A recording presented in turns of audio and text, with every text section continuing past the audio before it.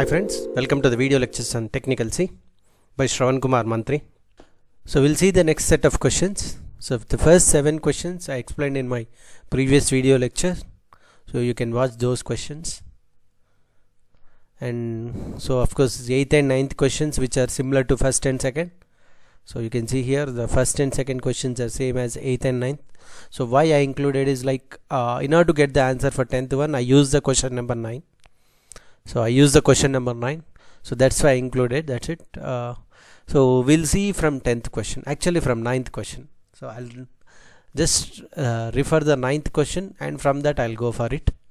We'll see this one. So that is printing the sum of the digits of a number. And from that how to print the 10th one, that is reverse of a number. So what is this reverse of a number?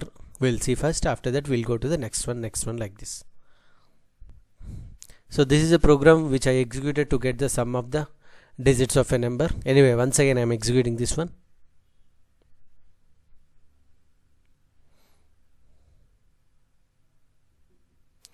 So if I give a number like something 325, my output should be 5 plus 2 plus 3, which is 10. So the output is 10 here. So now for this program I'll make only one change. I'll make only one change for this program so that it will become the program for finding the reverse of a number.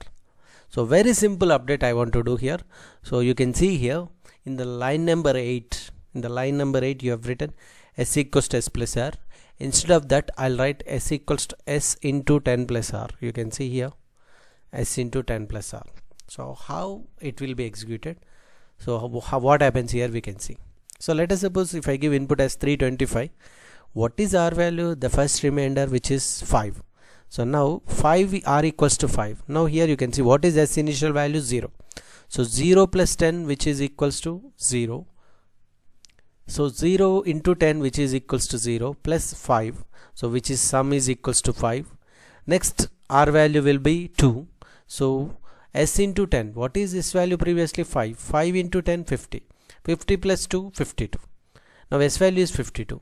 Next, in the next iteration r value will be 3. So here 52, s is 52. 52 into 10, 520. 520 plus 3, 523.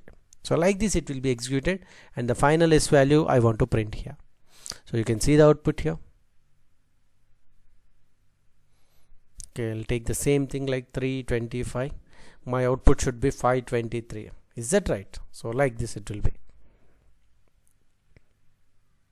So you can check another numbers also. Let us suppose 7693. So output should be 3967. So like this you will get. So in the previous program, that is sum of the digits of a number. So in the sum of the digits of a number, I made only one change, that is instead of s equals to s plus r, I made it as s into 10 plus r. That's it. So like this we need to connect one program to the another program. So this is for the finding the reverse of a number. So we'll now go to the next one, 11th question. What is the 11th one? Palindrome number or not. So what is this palindrome? So that means if you make it reverse also, you have to get the same number. Let us suppose if I give 323, the reverse also 323. Something like 848. So the reverse is also 848. Something like 1221. So how to get that answer? That means for the previous reverse program, where you are finding the reverse and the original number, I want to compare. So we'll see this one. So in my previous program, whatever I executed which is reverse, what I will do here is n is my original number.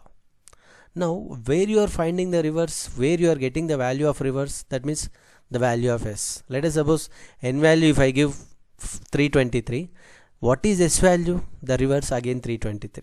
Now here what I need to check after while loop, what I want to check is if the given number and the reverse which is in s, if both are same, what should I say? It is palindrome number. And else if they are not equal, can I say it is not a palindrome? Yes. So now of course it's not the perfect answer. I'll tell you where the mistake is. So if you see like this, so I'm giving n as input one number and I'm finding the reverse s. I just want to compare n and s. If both are equal, it should give as yes, it is a palindrome number, but it won't give. Why? What happens? What is the mistake here we have? So that also we need to check it out. Means here if you see in the 11th line, I have written if n is equals to s, but here if you clearly observe, of course n value you have given some number, let us suppose you have given 323, but after the while loop you can see that inside the while loop n is updating every time it goes into the iteration.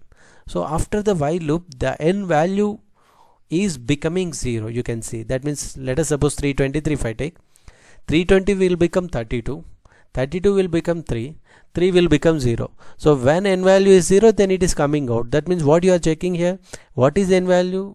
Now it is 0 here. So 0 you are checking with 323. Never they are equal. So that's why it will give wrong answer. So that's what we need to rectify here. So that means you are giving n value, of course correct only, but after the while loop you are making n value as 0. So how to rectify this one? So we'll take a new variable t, and now what here I'll do is t is equals to n. That means what happens, your original number whatever you give, that I'll store a copy into a variable t. After the while loop you can see what is n value? 0. What about t value? It is not 0, it is remains as it is as original number. So instead of checking n with s, can I check t with s? Yes, now it will be executed. So now let us suppose if I take n equals 323, t is also 323. After the while loop n value is 0, but t value is 323. What about s value reverse? That is 323. Both are equal? Yes. So palindrome number. So like this it will give. So this is a one way, and of course I'm changing n value now, original value. Instead of that, why don't you change t value? That is also one more thing you can do. Instead of making n updation, I'll make t updation, like while t is non-zero, r equals to t percentile 10. Here also t equals to t by 10. This is also one more, of course. And here instead of if t equals to s, I'll make n. Why? Because here t is becoming 0. Of course 323 n value, t is temporary one variable I am taking, which is the value 323. So after the while loop the value of t is becoming 0, whereas n value is original value 323. Now I am checking. So this is also correct answer. So you can see the output of this one. Let us suppose I'll give some number like 8338. So reverse is also 8338. That's why yes, palindrome number it is printing. So you must check out this one, and you have to check it out. Simply if you keep n equals to s, will not give the answer. You have to take a new variable and you can update that new variable values instead of the original value. So like this you can consider. So this is the program where you are finding it as a palindrome number.